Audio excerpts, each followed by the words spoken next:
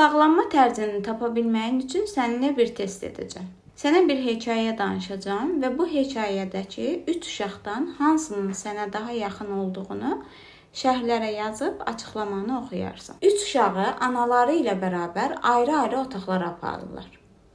Uşaqlar oyun oynamağa başladıqdan bir qədər sonra anaları otaqdan çıxır. Birinci uşaq anası otaqdan çıxanda bir qədər ağlayır və sonra sakitləşib oyuna davam edir. İkinci uşaq anası otaqdan çıxdığı andan ağlamağa başlayır, heç sakitləşmir və oyuna da geri qayıtmır. Üçüncü uşaq ümumiyyətlə anasının getməyinə reaksiya vermir və oyuna davam edir. Bu uşaqlardan hansı sənə daha yaxındır? Birinci uşaq sənə yaxındırsa, sən güvənli bağlanma stilinə sahibsən. İkinci uşaq yaxındırsa, sən təşvişli bağlanma stilinə sahibsən. Əgər üçüncü uşaq sənə yaxındırsa, sən qaçan tip bağlanma stilinə sahibsən.